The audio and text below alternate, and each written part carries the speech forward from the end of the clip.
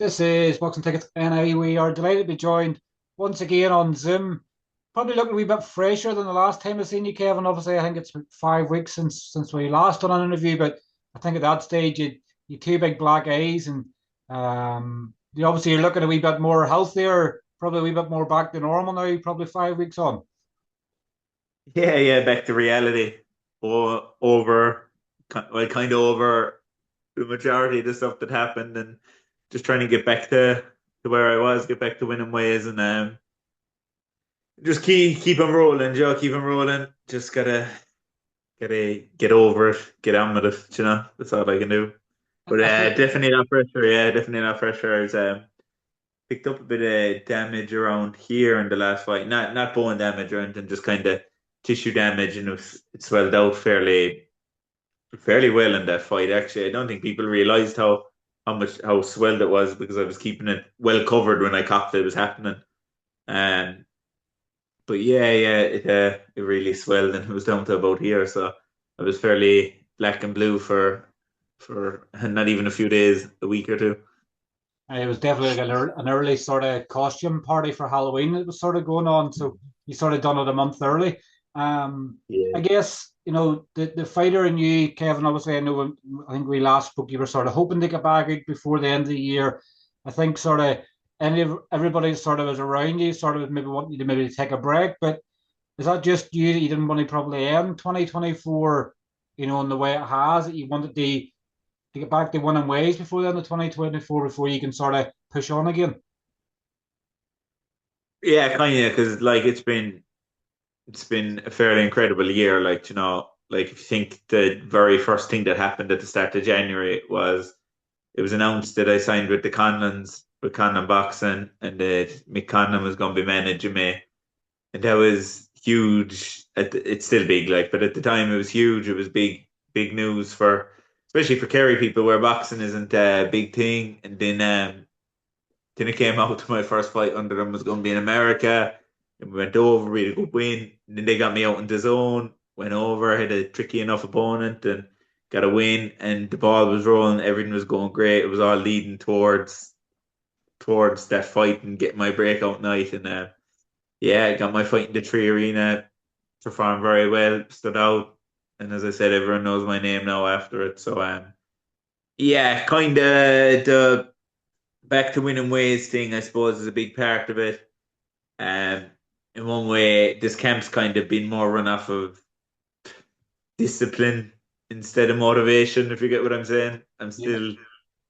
I'm still fairly, I don't know what you say, disappointed with the sport. I'm not fully in love with the sport right now, but I'm just using that experience that I had after the Jamie fights where I was sick of it, contemplating certain things, and but nah, look, I know it's gonna come back. I just went through a tough period as all, and I just gotta keep the head down. As I said, it's discipline's taken over now. There's no motivation there for this camp. Trust me, zero motivation. It's all discipline this camp. But look, I'm still doing what I need to do. I'm still training as hard as ever and getting the work done. And like, what kind of fellow would I be to decide not to fight for the rest of the year, or take time out, or pack it in, or this or that? Joe, you got to practice what you preach. Like, I'm here trying to motivate the next generation, trying to show young fellas, Joe, what you can do, when you put in the work. So, what kind of person would I be to go take a couple of months off now, or go pack it in coming off of one bad decision and things like that? So that's not the way I roll. I'm a very disciplined fighter, and yeah, that's taken over now this camp.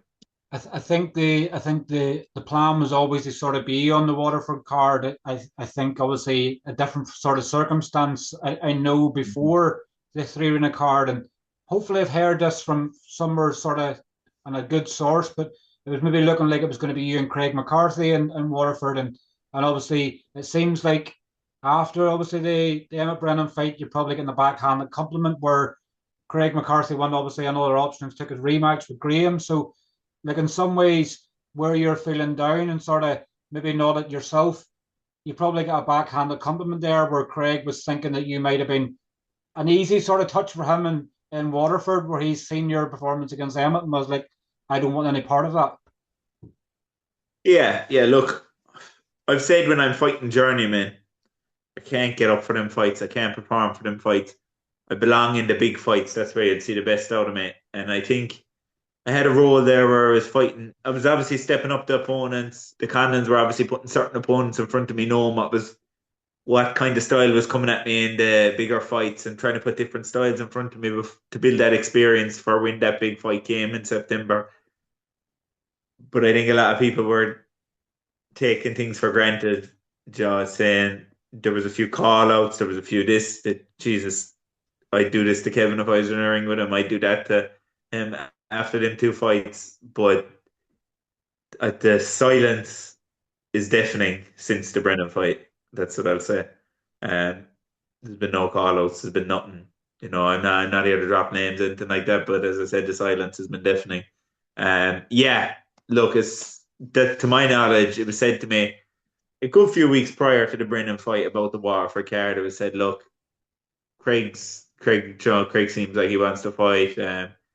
What's your? So it was they kind of had to say it to me. They didn't want to say it to me, but they kind of had to see where I was standing. I said, look, I said I'm not looking past the Brennan fight, but if you want an answer, yeah, I'd fight Craig. I'd fight Craig in Waterford. Yeah, like that's what kind of fighter I am. But yeah, so we came out the back of that Brennan fight, and obviously took a few weeks off. In the back of my head, I still thought, look, what, fuck it, at least we have the Craig fight in December, and then Craig versus Graham got announced. So whatever, you know, I've I don't have any high hopes anymore when it comes to things. I just got to take everything with a pinch of salt and take it as it comes. Best of luck to both lads. Look, me and Craig had whatever we had in the past. I couldn't give a shit about any of that right now. He's not in my radar. He's not in my sights. There's a different fight in my sights, but first stop is December 7th. I guess in some ways you'd be probably like everybody else, you'd be able to enjoy the beef. Obviously, the two of them, they obviously had their beef before the first fight. After the fight, they've already had it, and obviously the press conference launch in Waterford. Like you'd be able to enjoy someone else building a card up for once, and sort of you can sort of take a back seat and sort of sit in the sideline to sort of watch other people build a card up, probably rather than you obviously having to try and build the fight up in some ways. Yeah, look, I don't need to hype myself no more. People know what I bring to the table. My three step up fights where people were thinking probably a bit much for me have possibly all three of them could be fight of the year. You just don't know what way things are going to go. Like I got the fight of the year with Jamie. The rematch one got that, the second one, because they were obviously both in the same year. Um, like you could say me and Brendan is up there now for fight of the year again. I really think it's either me and him or Farrell Kerr who's going to get it. I don't see any other fights that even come next near him. So but like that, they're all great little accomplishments to have, but they're not my goal in boxing. But sorry, what was it you said again, Steve? Just Kind of obviously gone off track. just that the spotlight's sort of been taken off you in a card that Oh McCarthy yeah, and yeah, McCarthy will sort of have their beef and sort of build the card up. yeah, yeah. But yeah, that's what I was getting at. Is like I don't need to hype myself no more. I'm not a talker. Like a camp I enjoyed because it was such a good camp was the when I was meant to be fighting Craig McCarthy, but that was just because I enjoyed everything in the camp. I didn't actually enjoy the back and forth one bit, but I just couldn't let someone be giving me guff, and I was too stubborn not to answer back kind of thing. But I don't enjoy that kind of stuff because yeah, I think it gives a false impression to me because I don't do that stuff. Joe, I'm just not that type of fighter. Like I'd have a chat with any opponent of mine even before the fight. Like John, I have no issues with anyone kind of thing. When you get in the ring, you're going to do your business. But unfortunately, boxing these days, there's a lot of social media boxers, and people think you have to have this back and forth and give each other certain stick. But whatever, look, it's entertaining for the rest of us. I don't really do that, to be honest. I have zero interest in doing that. a lot of them people do that talking. Anyway, the fights rarely live up to the hype. All my fights live up to the hype, so I don't need to be. I don't need to be doing any of that stuff. But yeah, look, again, like I said in the Brennan fight about taking the back seat, I'm just taking the back seat again in this fight because everyone else can sell the card. There's good fights in the card. It's going to sell out. There's going to be a good gang of Kerry people. They're going to come up regardless because they are always great followers. So I'm happy enough to just go with the flow. Look, go in, do the business, finish the year on a high, and finally enjoy Christmas before we go into the biggest camp of my life. Speaking obviously of former opponents, obviously your former opponent Jim Morrissey obviously has announced retirement. Did it sort of come as a shock to you? Obviously, we were saying there there's beef. Like there was no beef between you and Jamie in either fight. You sort of had two really cracking fights. To say both were fight of the years. One got it, and one obviously would have been in the running as well. But like, I guess I was sort of shocked in some ways. I sort of knew that he was looking at becoming a three-time Celtic champion. Obviously, it was supposed to be the week after your card, like a week or so after. Were you surprised in some ways to see him retire? Were you sort of maybe got it? You couldn't get the trilogy fight, or I guess for you to get a one against him, like. But obviously, I'm sure you pass on your regards to him, obviously in retirement. Yeah, look, Jamie's a good fella. Like, he's one of the good guys in boxing. Me and Jamie always got along. We just knew what we had to do over 8 and 10 rounds, and we were in the ring with each other, and that was the only time where we had to act differently to each other. But yeah, look, it came as a shock. But I think in boxing, there's no surprises because anything can happen. Like your bodies are putting like really grueling positions in camp. Like what you put your body through is just cruel. So like to be getting injuries, and I think it was an injury he retired over. That's what I I think heard it anyway. was But his hand or something like that. yeah, like injuries happen in camps a lot. So the chances of you picking up a bad injury that won't go away or heal is very strong. So like you can't be surprised with them things, but it definitely came as a shock because I was up sparring Vlad a couple of weeks prior to the Brennan fight, and Jamie was there. I was chatting to him, and he was training away and stuff. So obviously, I wouldn't have thought anything was wrong, but you just don't know what's going on, behind the scenes. So like that again, when you see someone performing in a fight, and sometimes they might have a bad fight, the whole of social media loves to go and slate them. You don't know what's going on in camp. That person could be fighting with one hand. That person could be fighting with an injured hip. You don't know what's going on. So maybe some of the people in social media can listen in and actually be a bit more clued in and realize, oh, not everything's 100% like. Particularly, obviously, we know, obviously, as a fighter, boxing's your life. Like, obviously, I know for Jamie now, he's probably these demons in his head where, people maybe going to ask him, maybe come back in the future if he sort his hands to fight. We don't know what the future might hold, when you're so used to something for so long, you can't just give it up instantly. Like, ideally, for you to completely give up a sport, you probably have to stop watching it as well. So, like, you just can't take up fighting part of your life. So, you never know what time might do to Jamie. He might decide to come back in the future. He might just go, I'll just stick at something else. Yeah, you don't know what goes on behind the scenes, like what goes on in someone's head and stuff. But yeah, obviously, look, boxing takes up 99% of our lives, like, so when it all comes to an end, it's a shock, but unfortunately, look, it comes to an end. People have to realize it comes to an end at some stage.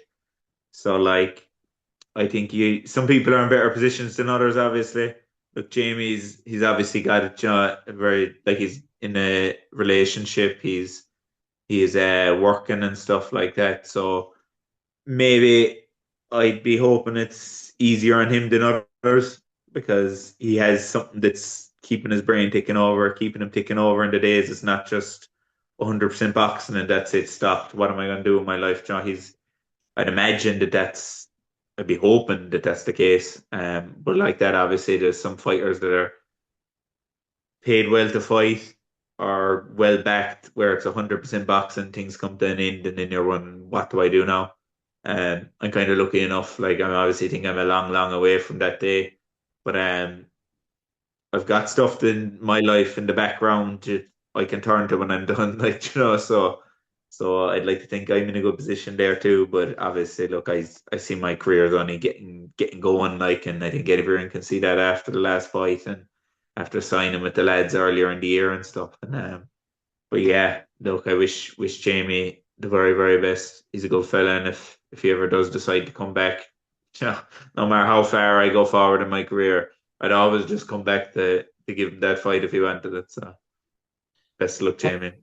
2024 is obviously going to be your busiest year. I always think of numbers and go 3, 6, 9, 12. You obviously fought in March, fought in June, Every 3 months, fought in yeah. September. Now you're going to fight in December.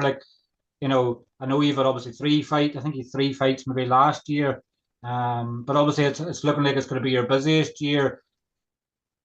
Speaking Yeah, obviously, and you could kind of look at it and think, oh, 4 fights isn't a busy year, but it's a different 4 fights. First fight was a long camp, and then off to America for a fight. So it's a whole different experience that takes it out of the body. And obviously, it wasn't a very physical fight where I was broke up after, so I was straight back into camp for that DAZN fight. Again, a long camp into that fight, which to be honest, I needed because yeah, as much as I beat that fella, he was an awkward, slippery customer that someone could slip up against very quickly. And then obviously we had that 3 month camped in into the Brennan fight. But even though that's just 3 fights so far, that's probably more grueling on the body than what it would have been if I had 10 4 rounders or six rounders against journeymen. And I've gained more experience and everything from just in 3 fights, going to be 4 fights. So like that, yeah, I look at this year as it was a very busy year because they were a very big 4 fights. America, then obviously I had the pressure on my first big fight in a big television platform, and then I had obviously what turned out to be a very grueling fight that you'd be hoping you wouldn't have too many of them types of fights in your career with Emmet Brennan. And again on a huge stage as well. So that's yeah, it's been a big year and a busy year for the types of fights I've had. not looking obviously too far ahead, but obviously I know you'll have seen the interview done with Mick last week where he sort of let the cat out of the bag a wee bit. Obviously, Callum Walsh card looks like it's happening in March around St Patrick's Day, and it looks like I was it may not be fully agreed in all terms yet, and probably even for you, probably some of it might have been kept back from you because you have to focus on Waterford. But it looks like obviously you're going to get your wish and going to get the rematch with Emmett, and like what a surrounding Madison Square Garden. Like probably even as I'm sort of thinking this, you're sort of going, "Are you speaking to me here?" Like do you think of fighting in Madison Square Garden, like it can nearly be a dream come true for you. But I guess the most important thing to you being that is to get the win rather than the occasion. Yeah, yeah. I suppose we'll give the people a bit of a teaser, so because like that, it's probably I suppose there's not that hype, that energy working up to Waterford like I've had in my last few fights or the last fight with Emmett because it was a massive fight and there was so much hype around it and like that, so much energy and everything was 100 miles an hour, the whole camp, everything like that. People wanting to go and see it. So this fight, obviously, everything's died down a bit because I think everyone's just like, oh, just back to an ordinary fight. But yeah, yeah, look, as far as I'm concerned and it's going to be accepted on our side anyway, is that the fight's being offered us the rematch for yeah, for March 16th in Madison Square Gardens. But obviously, look, there's no card announced or anything yet, but it's being offered to us, and that's it's a fight I will grab. Um, you know, not going to go back into the decisions and this and that because I don't want to be ramping on about it, but Emma's got something that belongs to me and I want it back. Is it coming from Tom Loeffler in 360? Because we know, and I don't want to go on too much, obviously, over old ground, but is it because of they weren't happy with the decision? That Tom Loeffler, Dana, is it 360 that wanted to make this fight again, or was it Emmett wanted to make the fight? Who is it that's given the offers at 360? Do you think Emmett would want to make this fight again if there was no reason to make it? Like, to be fair, coming off a fight like that, who would want to go through that again? No, it's as far as I know, it's 360 and UFC. But look, obviously nothing's 100% tied down, paper signed because they can't be because we both have a fight in December.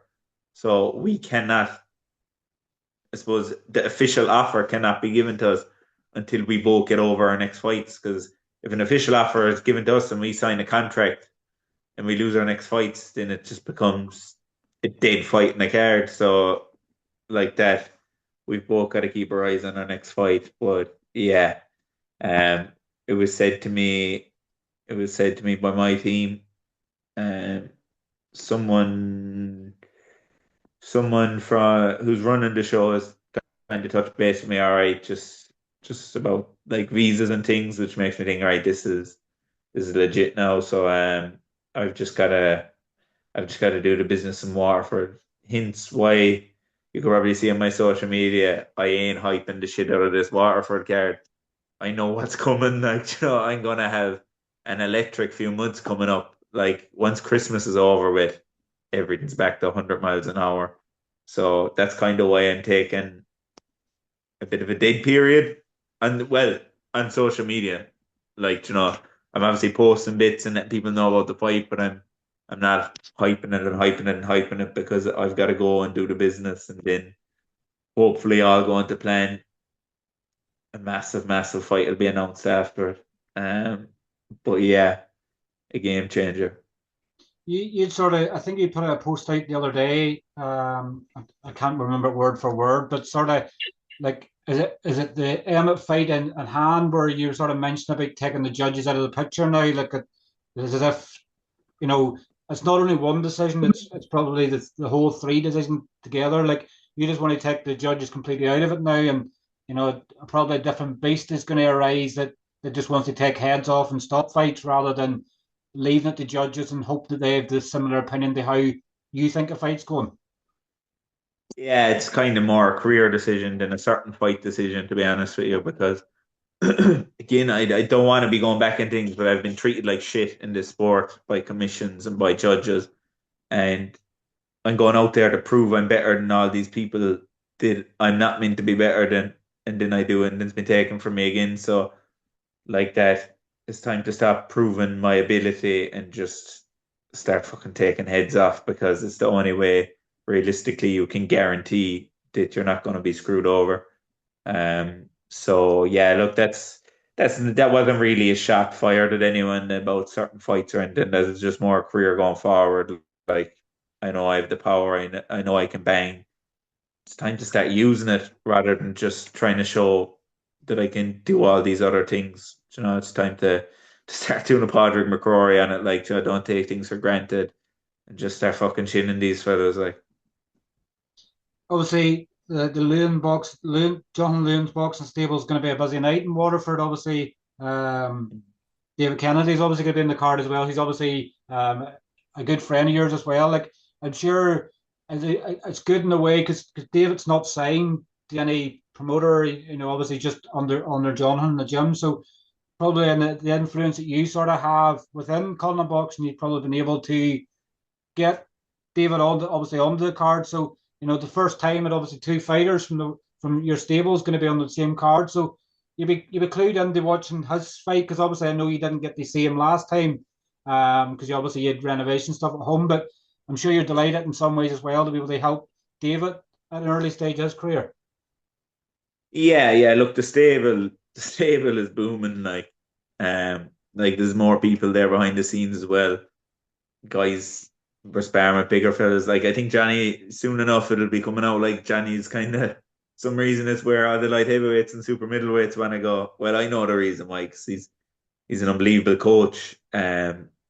Obviously the people around this weight are coming to him because I'd imagine maybe it's because of what he done with me. Because realistically, he got a raw boxer, John, and now here I am knocking on doors that no one expected me to be knocking on. So like, yeah, I think you'll be seeing a lot more guys in the future turning over with Johnny as well. But yeah, Dave's got a good opportunity too. Um, like whatever about being signed to people and all that, he's getting a good shot now on a big platform. John, his Pro Box TV, he can get catch up some eyes, and then look, hopefully next time out again, they'd be saying, "Oh yeah, look, Dave was good. Let's stick him on this card, so I'll get more television cards and stuff." And yeah, I'd be hoping, like I'm with Conlan obviously, so I'd be hoping that even my fights going forward with them, that maybe they can be saying, "Oh look, we'll get Dave on the card too." Makes everything even a lot easier in camps and stuff when you've guys going for the same fight dates as you and everything, and especially when you're around the same weights and all that for sparring, for just prep and everything. Everyone's on the same hymn sheet, like, and not that one fella's fighting 2 weeks after him. So Joe, we're kind of a week behind with this fella, but we're trying to push this fella on now. He's coming into peak week, stuff like that. But yeah, and yeah, look, I think I know maybe I did play a part in Dave getting on that card. I don't know. It doesn't matter. He's getting his opportunity now anyway, and he's look, no doubt he'll shine in it. And fair play to him as well. He said he's going to give me 75% of his ticket sales for getting on the card. So yeah, can only take a man with his word. Hopefully he'll pay up cash. So you're getting 75% and Jonathan will take the other 25. He's that well tuned out in that, Jim. Poor Fair night, Dave he's will be getting nothing. Dave will be heading to the credit union to get a loan out the biz. We sell no tickets, so you don't have to give anything. Speaking obviously of Paddy McCrory, obviously if you sparred obviously quite a lot of times, like obviously I know you weren't in Belfast last week. You were looking at me to send a plane to you. You think I'm making money. But obviously like what a fight he had. Like I was sort of at the start of the fight, I was sort of going, at the start of the first round, I was sort of going, Paddy a bit nervous here. He sort of it was a bit edgy, and then he dropped his opponent, and then I don't know how he stayed in his feet. Like only Paddy will know the true answer to that one. But like there was no Yeah. easy comeback fight for Paddy there last week. Like that was a war. No, no. And I don't know. I wasn't really speaking with Paddy about the fight. I gave him a message just about the fight, congratulating him and all that. But maybe it was the Southpaw thing. I actually didn't even know until the fight that that guy was Southpaw as well. Like when's Paddy fought a Southpaw last?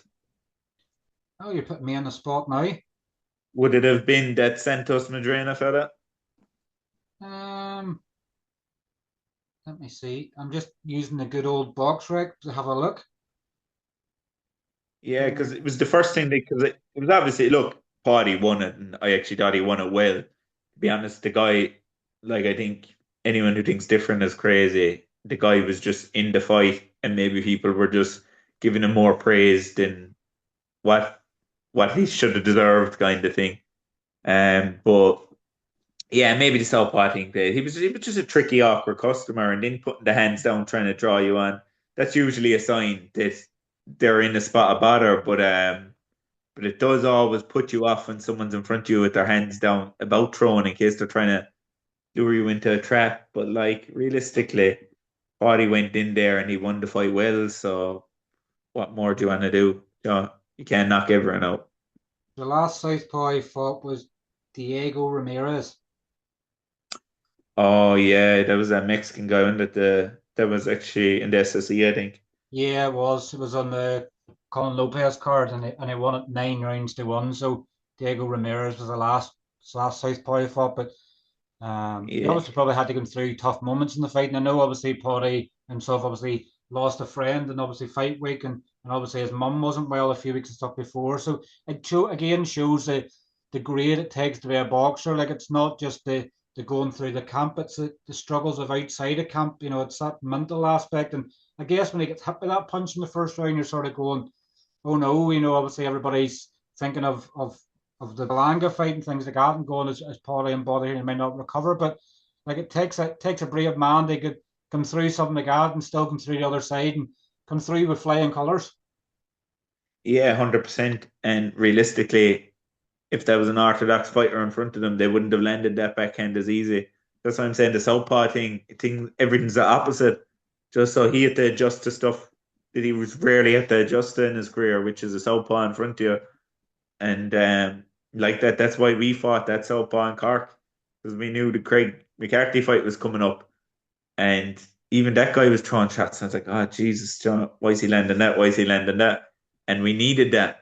but Paddy obviously jumped right into a big fight against a big job, big southpaw dude that can bang. So it's like that. You gotta give a man credit. There's not many would have and no one would have blamed him if he took on a raw journeyman in that fight coming off the Berlanga loss, but he didn't. He decided to jump in a big fight. So like I don't know if anyone tries to put him down on it, then piss off. Exactly. It's like getting back in with a puncher. And I think I'd said to Mick before, like Mick, obviously, when he could beat Lee Wood, the first one he got back in with was Mariaga. He was a big puncher as well. So at least you know when you're that danger, you can't be complacent. You can't sort of think a shot's not going to come back. You have to expect the best. And I guess when you're coming off of the feet, you want to train harder. So you want to have a good, solid opponent as well. Yeah, and probably questioning yourself coming off of the loss. Oh, can I, am I all, is it all, anytime I get hurt, am I going to get finished and this and that?